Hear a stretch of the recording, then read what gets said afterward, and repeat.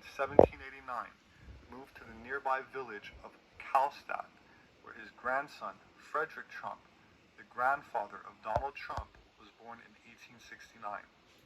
This German heritage was long concealed by Donald Trump's father, Fred Trump, after World War II, and until the 1980s, he told people he was of Swedish ancestry.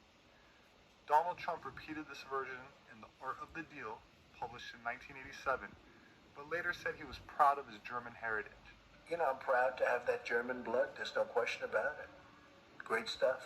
Of course, Sweden was founded by the same group of people that we call Swabians, and very few people understand what that means.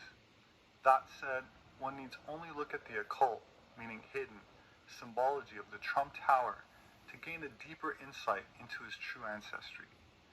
Completed in 1983, it has an official height of 664 feet, but if you count its spire, however, it raises its height to 666 feet. While 666 is called the number of the beast in most manuscripts of Revelation, a fragment of the earliest papyrus gives a number of 616 as the original number of the beast. In a Kabbalistic context, 666 is a positive, holy number associated with light, or the sun, and the heart chakra. 666 is also the number of the goddess, such as Ishtar, Isis, Aphrodite, and is sacred in Egyptian mythology. It's related to sex, fertility, and motherhood. That said, Trump Tower also features an inverted triangle made up of trees or bushes. An upside-down triangle is also a symbol of the goddess. In alchemy, it means water, or the divine feminine energy. And if you look closely, you'll see that the trees are arranged in 3 rows of 6, making up the 3 sides of the triangle.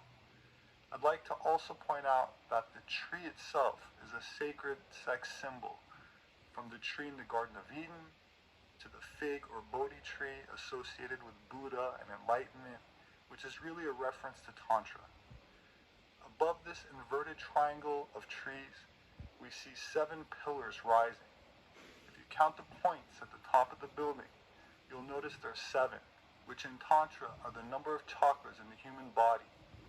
In astrotheology, there are 7 gods, meaning the 5 visible planets with the naked eye, plus the sun and the moon. In Islam, or Sufi cosmology, there are 7 heavens and hells. And of course, in the biblical context, it's the 7 days of creation. In a more esoteric perspective, 7 has to do with sacred geometry. As Pythagoras tells us, the number 7 is, quote, the essence or first principle of things. The famous G in the square and compass symbol is publicly regarded as standing for God or the generative principle, but in esoteric context stands for the 7th letter of the alphabet, which alludes to the ancient esoteric tantric practices. A self-proclaimed Christian, he's also an initiate that, like the Freemasons and Rosicrucians, subscribe to a lineage based on the heritage of the Knights Templar, who claim descent from High Temple priests of Jerusalem, whose ancestors fled into Europe after the destruction of the temple, and introduced Kabbalah into European secret societies, which for a time was regarded as alchemy.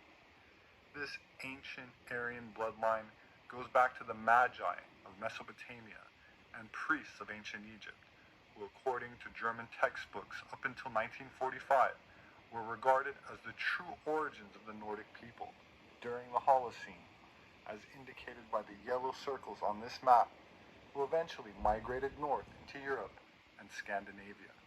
This should also help to explain